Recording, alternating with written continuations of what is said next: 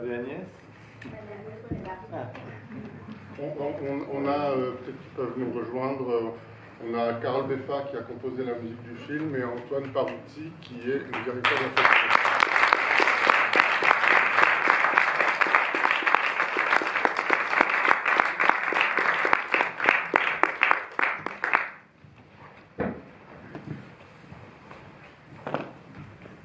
Alors, peut-être Mehdi, en attendant Agnès, tu peux nous raconter comment est né le désir de ce film. Oui, l'archéologie du désir. Il est venu du film d'avant que j'avais fait en Tunisie, Le Fil, qui m'a donné l'envie d'y retourner. Et de parler de ce truc un peu bizarre du rapport entre le réalisateur, ses comédiens, ses comédiennes, à travers un tout petit déplacement, à travers la photographe et ses modèles. En gros, c'est venu comme ça, puis après, c'est construit peu à peu, comme pierre après pierre, en trouvant du sens. C'est construire un sens. Ah, vraiment. Donc Antoine, le chef-op, et Carole, le musicien.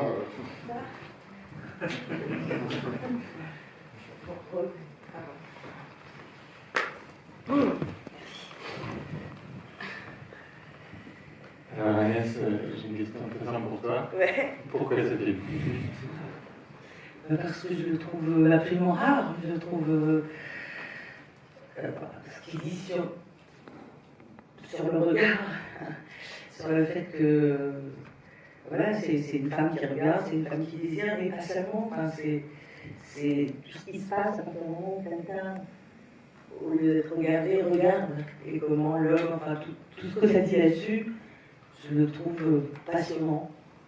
Je trouve aussi que, et j'adore ça, j'adorais ça dans les films de Romer, on va voir encore, mais j'y viens.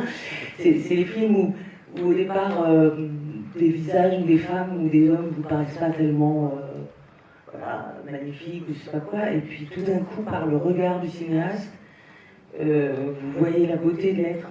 Et je trouve que tous les hommes de tout le film, à partir du moment où ils passent par son regard, ils deviennent mais d'une beauté, évidemment pas que physique, quoi, enfin intérieure, et ça, je trouve que c'est assez exceptionnel, et puis c'est assez rare en fait. J'avais organisé une exposition sur... pas organisé, n'importe quoi. On m'avait demandé, les musées de Rouen, de travailler sur ma vision, enfin bref, de me servir de ce qu'il y avait dans les dépôts pour choisir des peintures. J'avais cherché des peintures de femmes qui peignent les hommes, quoi. Pendant toute l'histoire de la peinture, enfin, vous me direz si je me trompe, mais on ne le trouve pas.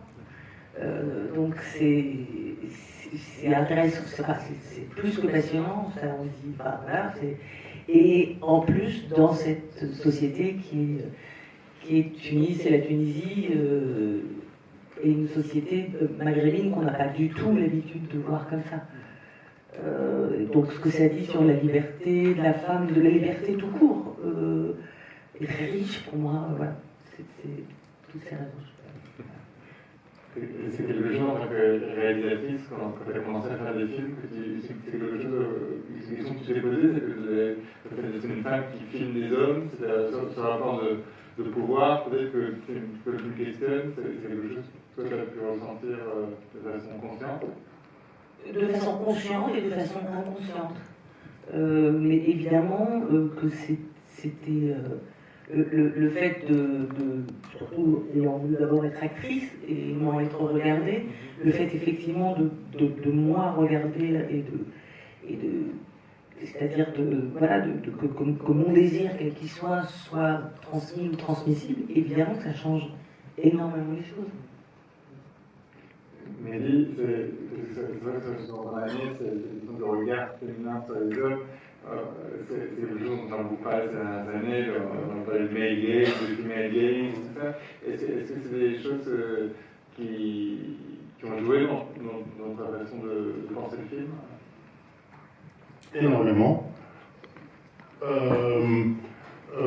Avec le truc compliqué que moi je suis un homme, et que donc le regard féminin, le regard du personnage féminin, dans quelle mesure c'est le regard du personnage féminin et dans quelle mesure c'est mon regard. C'est très vrai ce qu'a dit Agnès sur le regard des artistes femmes sur les hommes, c'est-à-dire qu'on se plonge dans le regard sur les hommes et on se rend compte que le regard sur les hommes est beaucoup exercé par les hommes, et que l'esthétique du film risque d'être une esthétique gay, risque ou des chances d'être. Et donc, qu'est-ce qu'on fait de ça? Et puis, après, bien entendu, il y a surtout dans ce siècle, beaucoup de femmes qui regardent des hommes. Mais alors, par contre, les films sur les artistes femmes qui regardent des hommes, alors là, femme arabe, pas femme arabe, moi, j'ai cherché, hein. Très peu de choses, je suis pris. Oui, c'est quand on voit le film, on a l'impression que ça nous regarde, nous occidentaux, autant que ça regarde la Tunisie, quoi. Il y a quelque chose sur la rareté de voir une femme prendre ce pouvoir-là, notamment par rapport au côté érotique.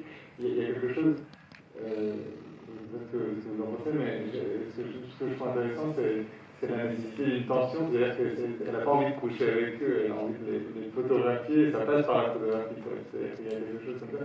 Et le personnage de son amoureux dans le film, je le trouve intéressant, je ne sais pas comment vous le voyez vous, mais c'est-à-dire que j'ai l'impression qu'il y a quelque chose qui est pas vraiment de l'ordre érotique en fait avec lui, c'est-à-dire qu'elle a une tendresse pour lui, plus, je sais pas, mais... Si elle passait à l'acte sexuel avec ce modèle, elle s'arrête. Oui. Il n'y a plus rien à chercher. Le film ne continue que parce qu'elle ne passe pas à l'acte, je crois. Et est-ce que tu as eu du mal à trouver des acteurs qui l'acceptent? Pas du tout. À ma grande surprise, parce que j'anticipais plutôt des difficultés, parce que j'avais fait un film qui s'appelle Le Fil, qui était une histoire d'amour entre garçons, c'était l'enfer de trouver des gens qui accepteraient de jouer ça. Et là, ils étaient tous ravis. Alors, la Tunisie a changé entre ces deux moments, mais enfin, ils étaient ravis. Tous, chaque fois que je demandais à Pierre, ils disaient ouais, super. Cela dit, ce qui est drôle, c'est effectivement ce que tu filmes aussi, et ce qui serait très différent, je pense, si on voyait un photographe qui photographie les femmes, c'est qu'ils sont tout de suite dans un jeu de aussi, ah, tu vas avoir le pouvoir pour moi, mais non, c'est moi qui l'ai, je le récupère, voilà, et ça, c'est très riche de ce que ça dit sur les rapports entre les femmes et les hommes, les rapports de désir, les rapports de tout ce dont on parle effectivement ces dernières années, mais de tout temps. Et c'est très... effectivement, on a l'impression qu'ils sont contents d'accepter, et que moi, c'est ce que je trouve beau aussi, indépendamment du fait qu'ils couchent ou qu'ils couchent pas, c'est que on a l'impression, et notamment dans cette scène que j'adore avec ta musique que je trouve tellement belle, où elle revoit le mec qui part en Italie, qui est censé faire son service militaire, on a l'impression qu'ils ont vécu quelque chose ensemble, presque pas de plus beau, mais d'aussi fort qu'une histoire d'amour, enfin, ou d'aussi fort que s'ils avaient couché ensemble 20 fois, il y a eu 60 orgasmes, on s'en fout. Ils vivent quelque chose là-dedans, et l'érotisme qu'il y a, et la relation justement de pouvoir ou de confiance, et c'est ça aussi que je trouve très beau, c'est que voilà, le mec qui est sexy et tout, mais qui est dangereux du début, et avec qui ça va mal se passer, voilà, il y a ce danger, mais il y a comment l'un et l'autre jouent avec ce danger, avec ce pouvoir possible de l'un sur l'autre. C'est comme s'ils se donnaient le bâton du consentement, je ne sais pas comment dire, enfin, oui, non, tu peux, je peux, et ils jouent à égalité avec ça, et c'est ce qui fait que ce qu'ils vivent, on sent qu'ils ont envie de le vivre, de le revivre, que ça leur ouvre des horizons en fait d'érotisme indépendamment du tchac-tchac. Oui, c'est un genre sur le fait de se sentir puissant ou impuissant. C'est-à-dire, à la fois, ils sont dépossédés d'un pouvoir, et en même temps, elle leur donne un pouvoir à un autre endroit. C'est ça. Oui, puis elle leur fait découvrir l'excitation d'être regardée, qui est très forte aussi. Donc voilà, ça parle de ces deux possibilités, là, celle d'être excité parce que tu regardes ou parce que tu regardes, enfin, d'être en désir, d'être en vie, enfin voilà. Il y a un truc qui était très agréable pour moi. Le film était écrit, très écrit, tout ça, la situation était écrite, mais à la fois, j'ai l'impression quand même en filmant que finalement ça s'est passé sous nos yeux. Que les acteurs se sont véritablement appropriés les situations et les ont vécues devant la caméra.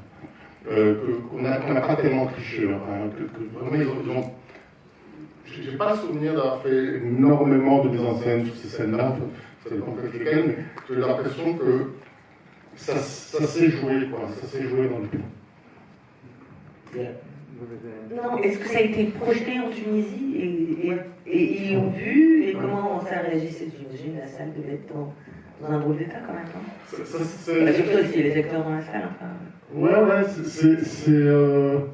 j'ai un très bon souvenir en fait de la projection, des projections en Tunisie, surtout de la première qui était dans ce festival à Tunis qui s'appelle les Journées de cinéma de Carthage.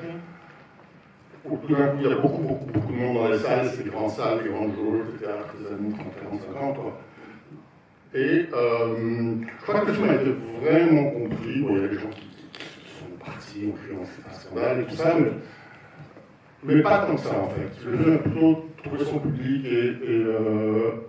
et été compris par les gens à qui ça passe, par les gens qui sont dans le film, par ce petit monde-là. Mieux compris qu'ici, je dirais. Où il y avait un petit truc de ah bon, mais elle est courte quand même, de votre culture, un truc comme ça. Ah oui, non, comme si c'était pas possible. Ouais, comme si vous me racontez des blagues. Non, ah ouais. C'est pas entièrement comme ça. Hein. Non, mais quand on parlait tout à l'heure, tu me disais que ça s'inscrit aussi dans un moment politique de la Tunisie qui était particulier aussi. À mon avis, oui. À mon avis, à un moment où on post-révolution, comme ça, d'effervescence, où on n'a pas été complètement rattrapé par le poids de l'échec politique, économique, machin, où on avait l'impression de vivre quelque chose, d'être plus en vie que d'habitude. C'est un peu isolé depuis. Tu parlais du fait d'être un homme qui filme une femme qui photographie des hommes, et j'ai l'impression que justement ce regard féminin, l'actrice joue pour beaucoup, quoi. C'est-à-dire que je ne sais pas comment tu sens dans le film, mais j'ai l'impression que en tant qu'actrice, tu as forcément été sensible aussi au pouvoir que Mélie donne à Dia dans le film. Oui, elle est cache, quoi. Il y a un truc où elle. Je sais pas, je trouve qu'elle finesse. Enfin, elle mime pas, évidemment. C'est un peu embêtant, mais bon. Elle est. Ouais, elle a un truc. Ouais, j'arrive pas à dire autre chose comme qualificatif que. J'y vais, quoi. Enfin, j'y vais, je regarde, je cherche, j'en fais pas une rame, quoi. Enfin, moi, ça me plaît, ça, évidemment. Comment s'est passé le travail avec Abdia? C'est tout de suite très écrit, mais il y a des choses que vous avez inventé ensemble, sur la façon dont ça se notamment les séances auto. C'est écrit, j'écris beaucoup, donc c'est écrit. Et à la fois, il y a eu. Bon, d'abord, elle allait faire. Enfin, elle croyait qu'elle allait faire Bonne Mère juste après. Elle croyait. On a arrêté de tourner un 31 juillet. Le 1er août, elle était dans l'avion pour Marseille où elle devait tourner Bonne Mère. Donc, elle était vraiment dans ce truc de. C'était son premier long à l'époque, Bonne Mère. Et donc, il y avait quelque chose de la metteur en scène en devenir, dans la manière dont elle s'est appropriée le rôle. Après, bon, c'est super. Elle était très contente d'être là, c'est un minimum, et en même temps, voilà. Parfois, si elle nous donne l'impression qu'il faut la pousser un peu, qu'elle est là sans être là. Et on faisait énormément de prises. On a compris très vite qu'elle était dans une espèce d'appropriation émotionnelle des scènes, et que plus elle jouait une scène, plus elle trouvait le ton juste émotionnellement. Donc on se retrouvait très souvent. C'est pour ça que les plans souvent, ça se commençait peu, parce qu'on prenait le temps de trouver. Voilà.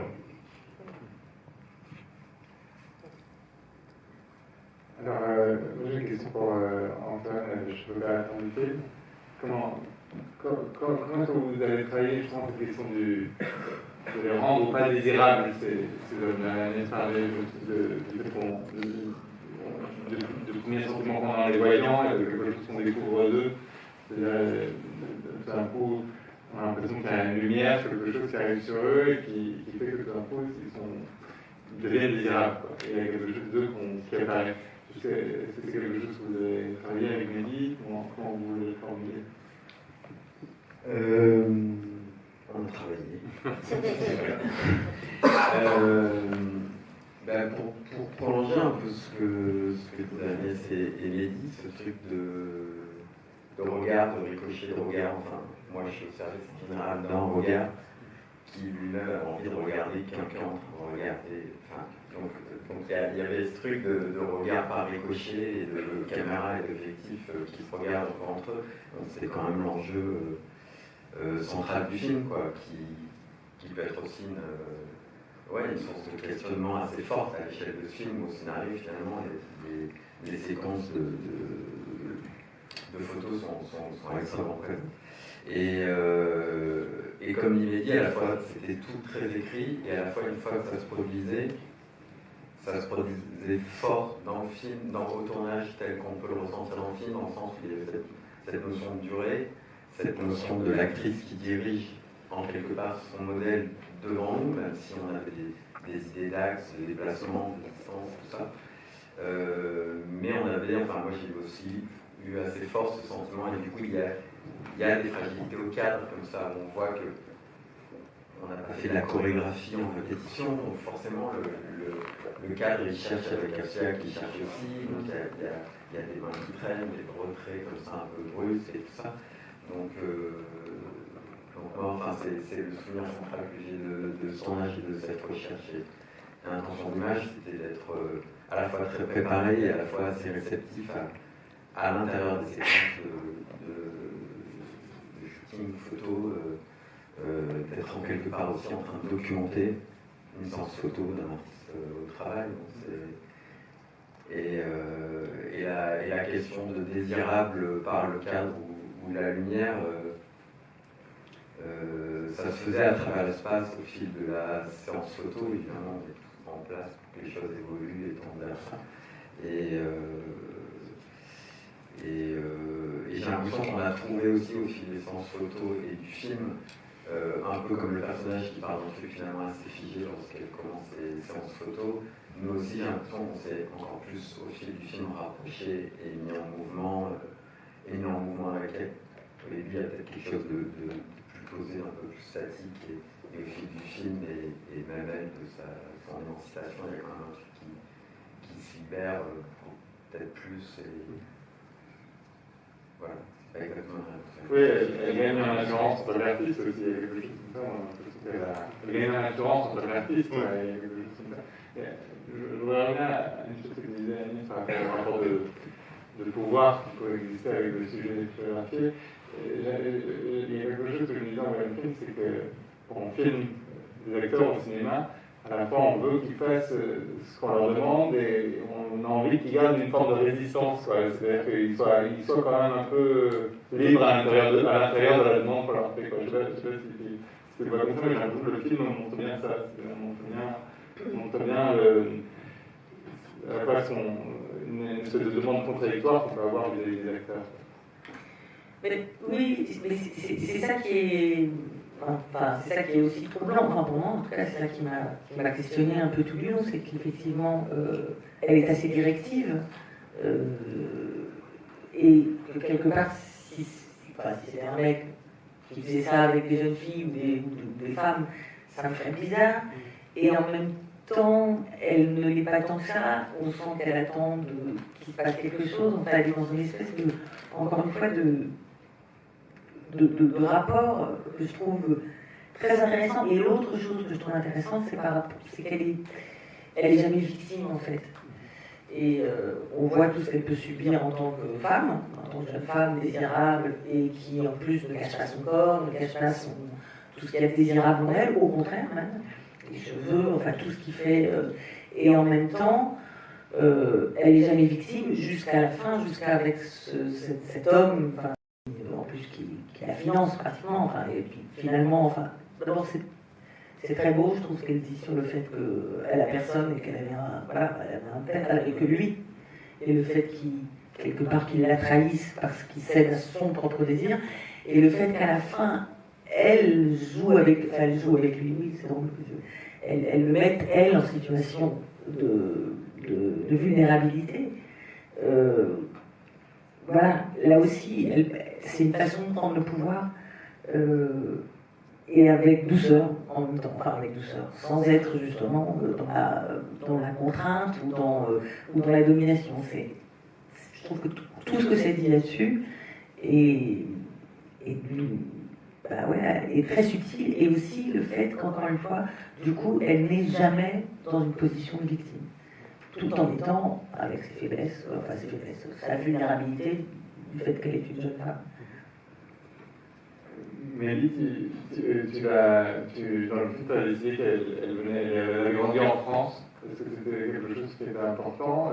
Justement, par rapport à cette question de rapport à l'injonction sociale et tout ça, est-ce que le fait qu'elle ait grandi en France joue, ou est-ce que c'était juste quelque chose que tu as par rapport à Asien et par rapport à... C'est par rapport à ça, c'est pour justifier les dialogues en français. Ouais, d'accord.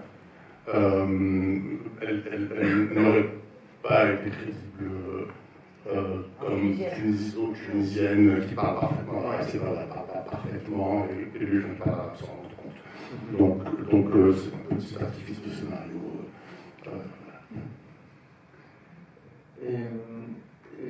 Moi j'aimerais vous questionner tous les deux sur la fin, sur sa décision à elle de ne pas partir avec lui. Comment... Je sais pas, Agnès, comment est-ce que tu reçois ça? Cette décision de dire je veux être seule? Je ne l'avais pas entièrement comprise, d'ailleurs toujours pas. Et je t'avais demandé, Mehdi, je vais laisser répondre Mehdi.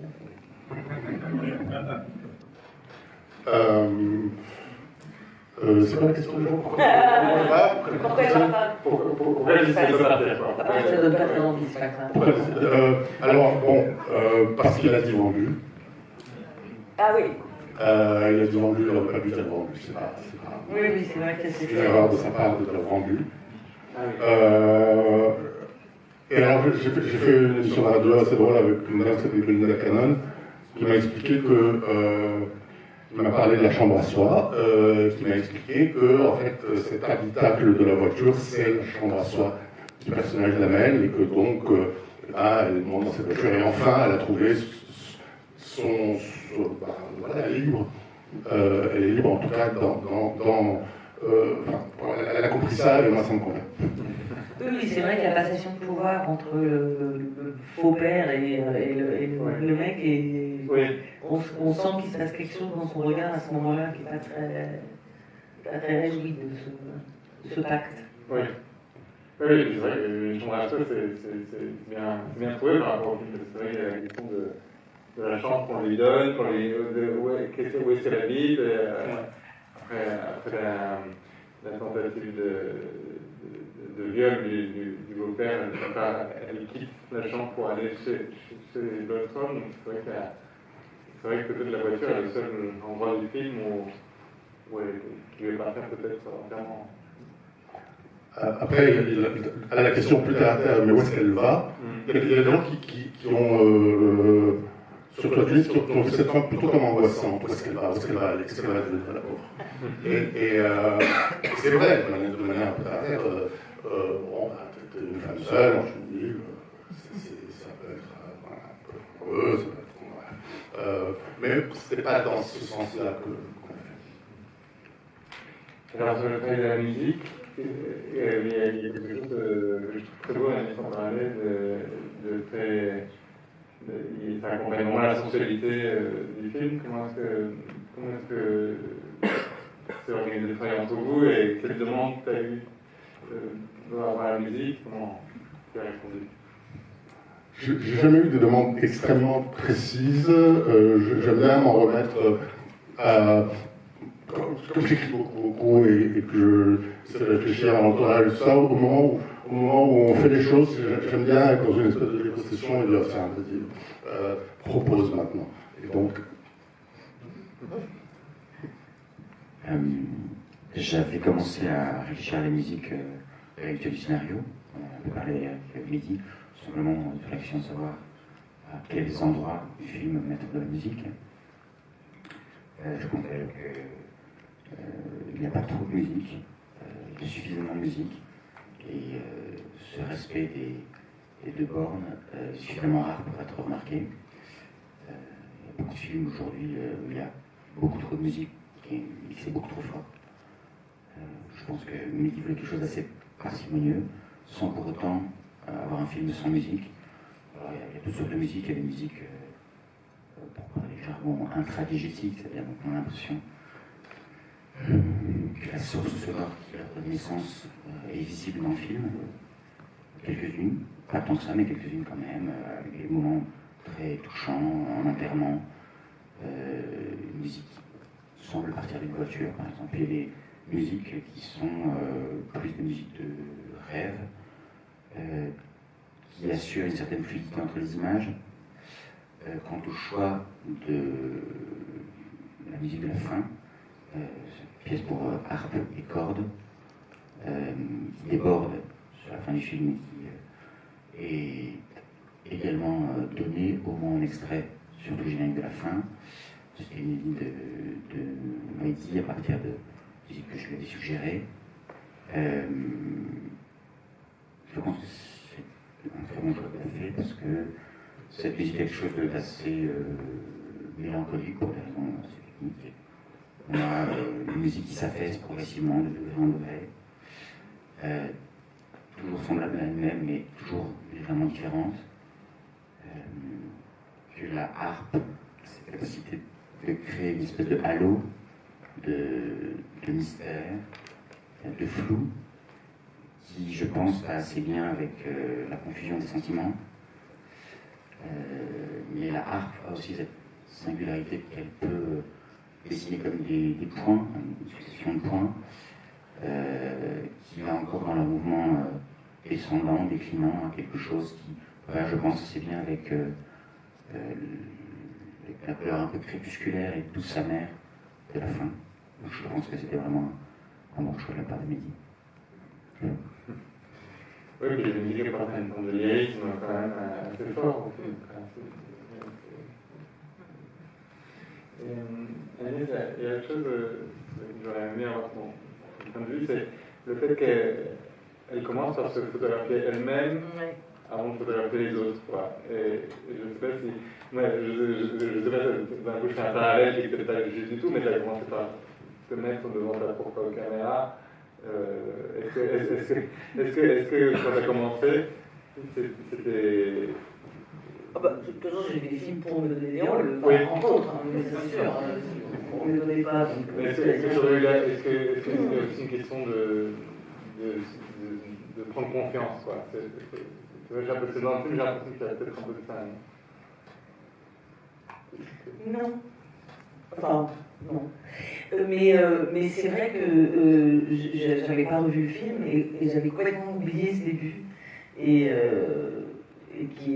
là aussi, dès le départ, on joue avec le fait que c'est pas la règle du jeu dont on a l'habitude. C'est-à-dire qu'on commence par avoir un portrait d'elle, en plus en femme voilée, enfin, et quand on comprend qu'en fait c'est elle qui se prend en photo puis qu'elle va se donner plein de personnages différents, déjà, quelque part tout est dit. Enfin, elle est maître de son destin et de sa propre mise en scène. Et donc, effectivement, c'est hautement symbolique. Mais quant à moi, non, pour me donner des rôles, et pas tellement pour me prendre confiance parce que je me photographiais. Non, ça, on pense à Cindy Sherman au début, il y avait des photographes qui t'ont accompagné un peu quand la réalisation du film, notamment la personne qui avait des photographes tunisiens ou tunisiennes. Non. Je ne connais pas très bien la photographie en fait. Je voulais juste pas faire un film sur le cinéma, sur un cinéaste ou une cinéaste. Alors j'ai pris la photographie. Voilà, je voulais pas peindre non plus, donc la photographie. Mais quand on parlait, on a l'impression que la question du désir et de cette femme qui arrive à affirmer son désir à la photographie, c'est quelque chose qui est arrivé un peu dans le deuxième temps, je me trompe? C'est arrivé quand le désir? Non, je crois que c'est arrivé très vite. Je crois que, comme je te disais, c'est en faisant le fil que j'ai été amené à m'interroger sur cette relation artiste-modèle, comédien-comédienne, réalisateur, et qui est faite qui est à la fois un truc professionnel, une relation professionnelle, et à la fois quelque chose où il y a de l'intime, du désir, tout un tas de trucs qui peuvent même être parfois un peu sordides. Ouais, et je voulais parler de ce truc aussi. Qu'est-ce qui se passe, avec quoi c'est quoi le regard sur les modèles? Et c'était évident le débat, c'était une jeune femme. Oui. Oui. Oui, parce que c'est pas du tout intéressant en fait si c'est pas le regard désirant de l'homme, bon, je crois qu'on l'a compris. On l'a beaucoup vu. Quelle est peut-être une question à la salle?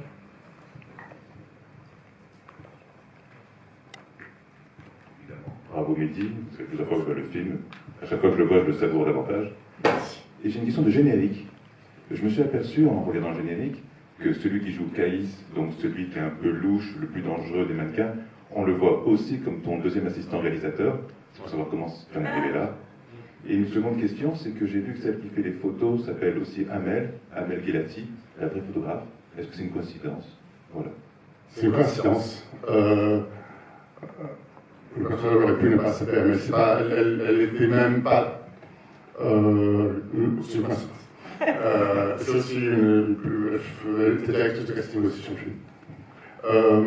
Ouais, mon deuxième qui d'ailleurs n'est deuxième que pour des raisons juridiques, parce qu'assez vite il a été co-premier.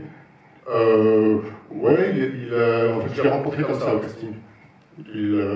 Voilà, Amel l'avait fait venir au casting et ça elle pensait que ça marcherait, ça a marché. Quand je cherchais un assistant, il a d'abord été choisi comme comédien. On a tourné sa scène le premier jour, en premier, comme ça elle pouvait se consacrer ensuite au tournage.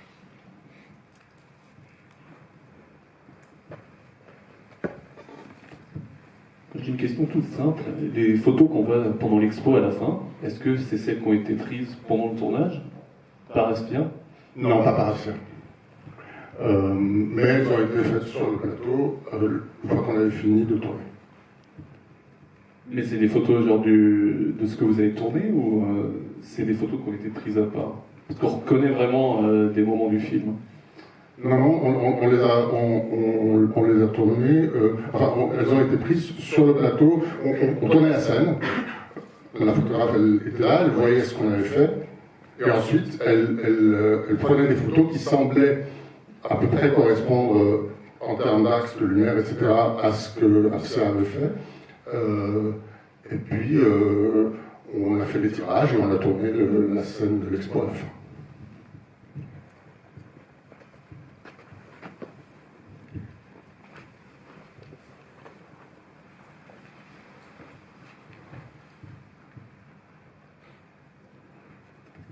Moi j'ai juste une question sur la musique, sur le choix d'instrumentation. Est-ce qu'il y a une volonté manifeste de pas de touche orientale par exemple? Comment s'est fait le choix des instruments? Oui, je ne voulais pas tomber dans l'orientalisme. Comme il y avait des musiques existantes, la scène du concert, la scène où il écoute un Kalsoum, je voulais que la musique qui raconte l'émotion ne soit pas du tout comme ça. Puis je me souviens que le producteur avait dit pas de piano.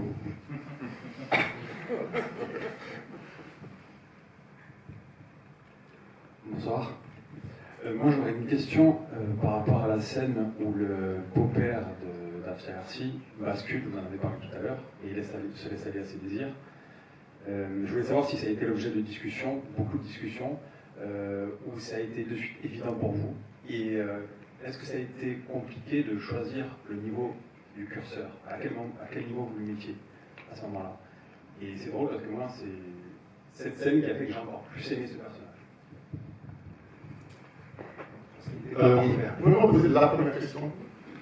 Je voulais juste savoir si, dans l'écriture de votre scénario, et peut-être après, cette scène est venue, le cheminement de ce personnage était évident et ça devait passer par cette case-là. Et une fois que ceci était choisi, au niveau du curseur, on va le faire aller plus loin ou moins loin que ça, c'est plus subtil ou moins. Je voulais savoir si ça a été vraiment une difficulté ou si c'était tout de suite évident pour vous. C'est essentiel pour moi dans la construction du personnage que c'est un homme qui de toute façon n'a pas l'habitude qu'on cède à son désir, qui a vécu toute sa vie comme une espèce d'enfant roi à tous les âges. Et donc si une femme, il va l'avoir. C'est vraiment la définition du personnage. Le curseur, je ne me rappelle pas très bien. Je sais que ça n'a été pas facile au tournage parce qu'il fallait que le pouce, il fallait qu'il tombe, il était vieux, il faisait chaud. Il fallait qu'on y croie, il fallait pousser très fort, il ne fallait pas tomber. C'est un peu chiant. Bon, voilà. Je pense que ça répond. C'est vrai que Agnès disait qu'elle n'est jamais victime, quoi. C'est vrai que cette façon qu'elle a de réagir quand elle allait, de dire je sais que vous, c'est vachement important en fait, parce que tout de suite elle a l'impression de le ramener un peu à l'endroit où elle a besoin de lui, qui est vachement belle, quoi. C'est-à-dire elle n'est pas dans le en train de lui faire un procès, en train de lui dire j'ai besoin de vous, vous pouvez pas me laisser tomber comme ça, quoi. C'est beau, c'est vachement beau, quoi. C'est une idée d'écriture qui est vachement belle, quoi. Peut-être que ce ne soit pas un reproche, mais dans un appel, quoi. J'ai oublié un truc. Dans le scénario, il était le rival amoureux de son propre fils. Il était le type qui se demande mais pourquoi il avait mon fils à l'appel bref. Moi, je suis mieux. Avant la mort du fils. Avant la mort du fils, et même encore après la mort du fils. Et puis, ça ne le rendait pas très émouvant, ça le rendait très lisible dès la première minute du film. Il valait mieux quand même essayer de construire quelque chose. Bon, c'est un homme qui a perdu son fils, peut-être qu'on peut quand même le regarder avec tendresse, et pas seulement se méfiant de son côté lyrique. Donc, ouais, c'était comme ça. Et comment est-ce que tu as pensé de son personnage de son épouse, qui est un personnage très dur, quoi. Comment est arrivé ce personnage? J'ai beaucoup vu en Tunisie. J'allais dire, elle est typique. Hein. Ouais. Pardon. Non, je t'en prie. Non, mais c'est exactement ça. Il y a beaucoup de ça, je dis, des hommes qui sont du côté de la jouissance, qui sont les maîtres de séance, et des femmes qui sont une espèce de vestales, de dames qui veillent au bon déroulement des choses, avec loyauté, dévouement, l'importance de son couple. Oui, tout ça. Très heureuse.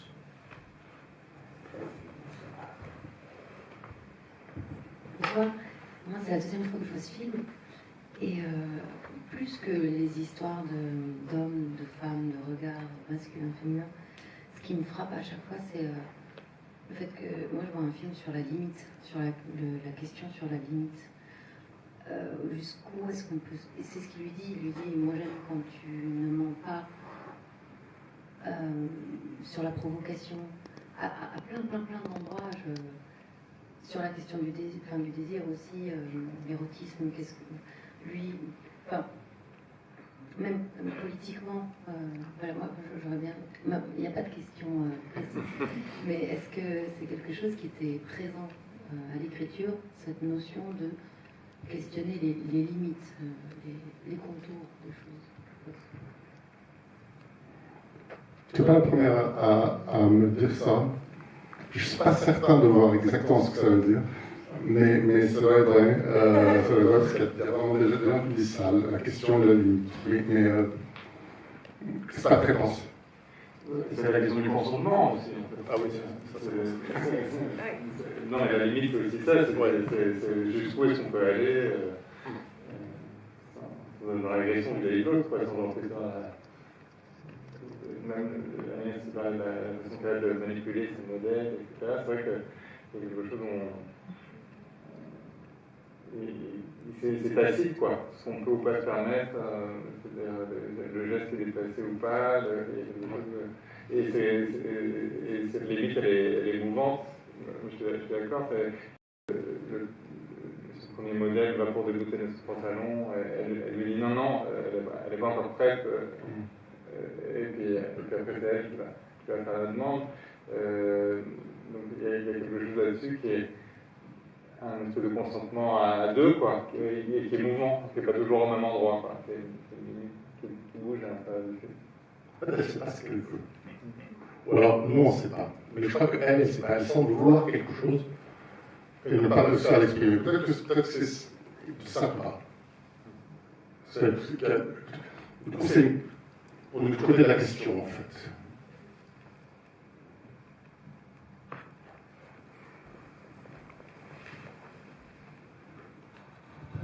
Puisqu'on parle de limite, ça me rappelle que celui qui joue Taïeb, Raouf Kanamor, il a joué 2 fois avec Polanski, une fois avec Rossellini, une fois avec Jean-Jacques Hano, Pierre Richard. Comment ça s'est passé avec toi? On n'a pas parlé de Pierre Richard. Non, Rossellini. C'est un grand comédien, c'est notre grand comédien. L'un des 2 ou 3 comédiens, je dis vraiment, le public connaît, qui a une image, qui se pose des questions par rapport à son public. Est-ce que son public va être d'accord pour qu'il aille là et tout ça. On a parlé de cette question-là. Il était content de la zone d'ambiguïté que le rôle lui permettait d'explorer. Et il était émouvant, il voulait être dirigé. Il voulait que je lui dise quoi faire, quelle émotion je voulais obtenir. Moi, ça m'embêtait un peu parce qu'avec les autres, j'étais justement en train d'essayer d'obtenir d'eux qui me proposent, qui me disent ce qu'ils voient pour le rôle. Et lui, il était un peu à rebours de ce truc-là. Il voulait... il demandait de l'aide, en fait. Beaucoup. Il avait peur de rater, il avait peur il avait peur. Je ne sais pas si ça répond à la question.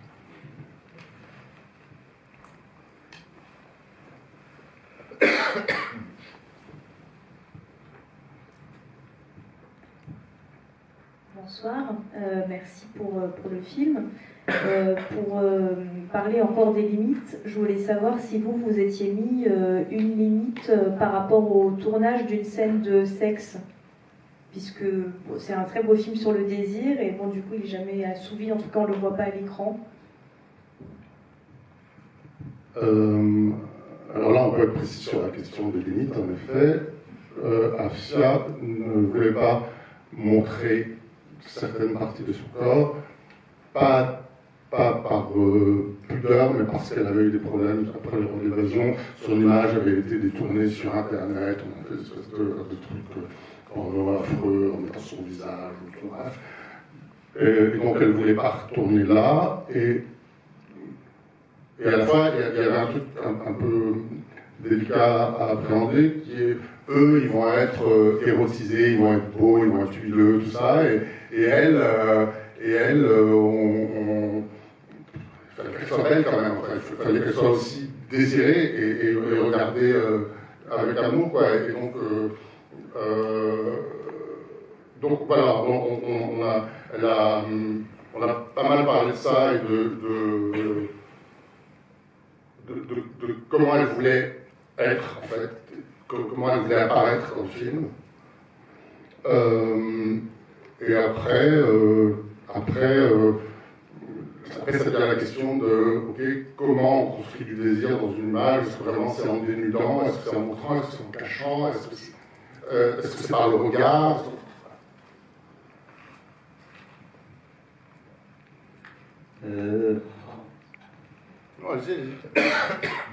Déjà, merci pour ce film, je l'ai trouvé très beau, très chouette.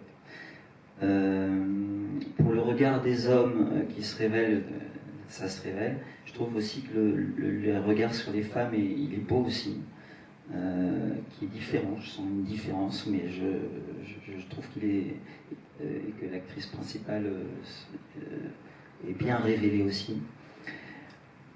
Je ne sais pas pourquoi j'ai eu pendant tout le temps, et peut-être que c'était induit aussi par la musique, et bravo aussi pour la musique que je trouve très belle, et pour les images, bon bref.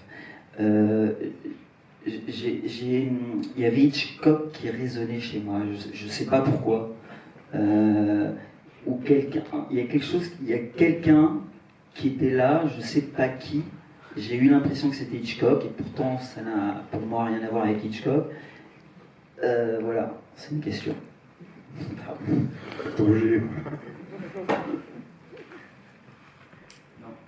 Non, je veux pas. Ouais, Hitchcock. Non, mais il n'y avait pas. Non, ok. Non, mais enfin, c'est. Peut-être qu'il s'est énormément intéressé à la question de la science-scopique et ces trucs-là. C'est ça qui est drôle, c'est que dans les désirs du Scott, il y a un érotisme absolument incroyable et qui est hyper pudique et qui passe par justement la place de la caméra, le regard, je n'ai pas du tout pensé, mais je trouve que c'est pas tout à fait un hasard que vous y ayez pensé.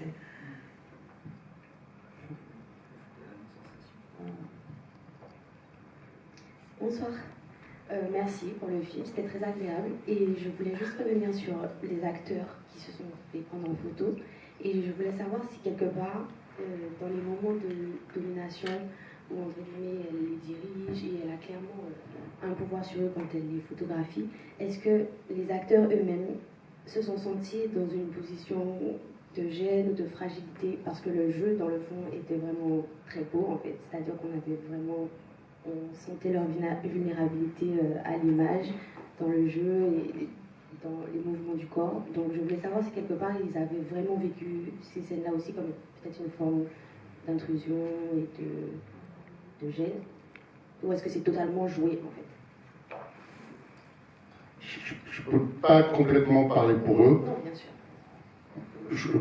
J'ai cru comprendre que c'était plutôt... dans l'ensemble, une expérience agréable pour eux de se mettre dans cette position-là par rapport au regard d'une fille, de ne pas avoir, au fond, de ne pas avoir grand-chose à faire pour la séduire et de se donner à elle. Mais qu'est-ce qu'ils ont ressenti? Est-ce qu'il y a eu de la gêne, etc. Ils m'en ont pas parlé, sauf Aytan, le personnage de l'amoureux d'Amel, qui, lui, m'a tenu au courant de ses difficultés, ses souffrances, mais il n'était pas dans la même position, lui, pour le coup. Lui, Elle n'avait pas le même type de regard sur lui. Et pourtant, c'est lui qui s'est le plus plu. Casting sauvage que vous avez fait ou c'était des acteurs? Sauvage, non, pas du tout sauvage. Il y a des acteurs. Celui qui joue Rabat est acteur en France. Il y en a un qui était mon assistant, il y en a un qui est un peu DJ, un peu barman, il y en a un qui est danseur. Et il y en a un qui était encore aspirant comédien dans un cours de comédie. Non, je pose cette question parce que je trouve ça la question qui vient d'être posée pour moi elle est étrange. Si c'était un film d'hommes qui regardait des femmes, on ne se poserait pas la question de ce que les femmes auraient ressenti face à un homme. C'est juste ça. Je trouve ça juste étonnant parce que bah oui, on est un mec, on joue et qu'il joue quoi.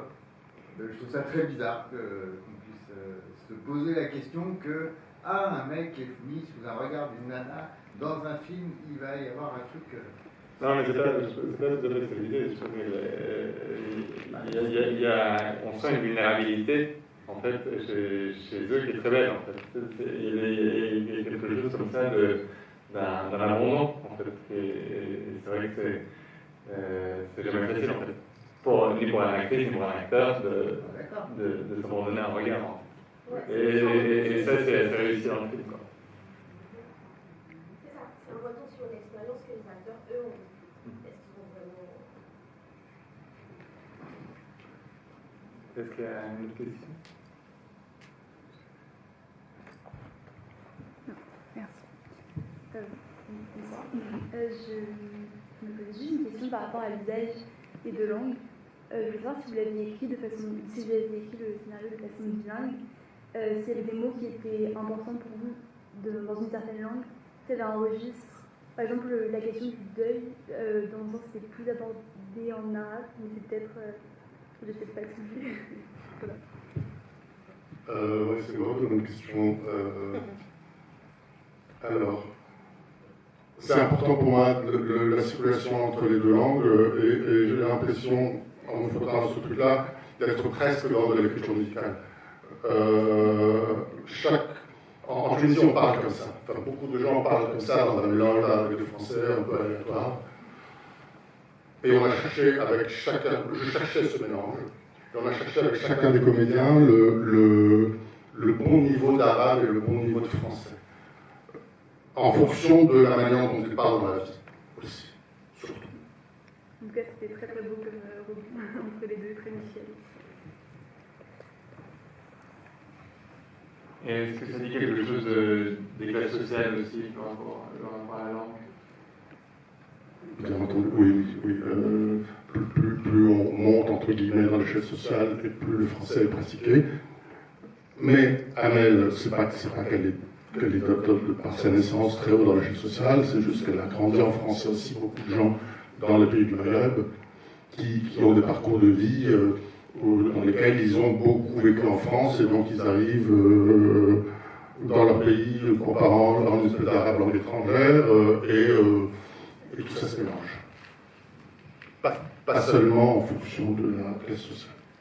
Je trouve qu'il y a quelque chose qui est raconté de façon assez subtile dans le film, c'est le rapport de classe, quoi. C'est-à-dire qu'on sent qu'ils ne viennent pas tous de la même classe sociale, c'est-à-dire que la famille chez laquelle elle habite est plutôt aisée, et en même temps il y a la femme qui travaille chez eux, et puis il y a les différents hommes, et puis il y a cette idée que le désir, d'une certaine façon, ça traverse les classes sociales et l'art aussi, quoi. Le cinéma aussi, quand on fait un film, on se retrouve avec des gens de différents horizons sociaux, et le désir, d'une certaine façon, a un peu le même effet. Alors, après les Hitchcock, on peut maintenant lancer le mot de pas joli goût.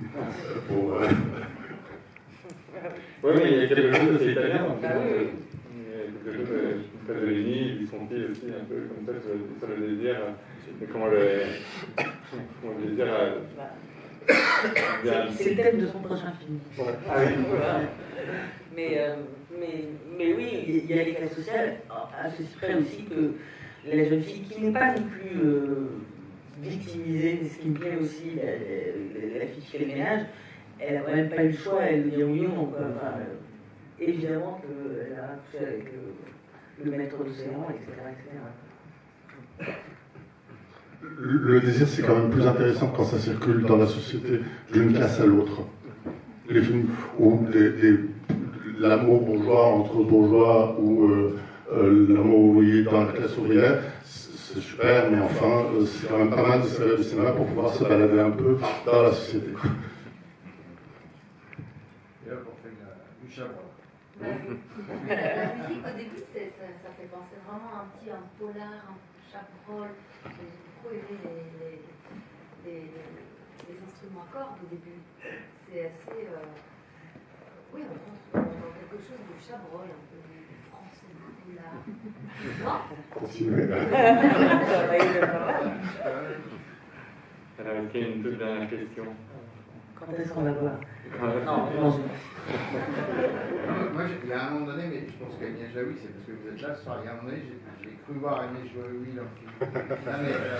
La manière dont vous avez filmé, mais parce que je pense que c'est mon attention qui a marché. Je dis, vous aimez Agnès Jaoui ou un truc comme ça? Je me suis dit, elle ressemble à Agnès Jaoui. Il y a un moment, mais je pense que parce que vous étiez là ce soir. Non, mais par ailleurs, je suis quand même complètement tunisienne. Oui. Et donc, ça joue peut-être. Oui, mais la manière dont c'est filmé aussi. Il y a vraiment un moment dans le film. Ah ouais. Mais non, vous n'avez pas eu envie que ce soit Agnès Jaoui qui jouait l'actrice. La photographe. Bon, merci infiniment.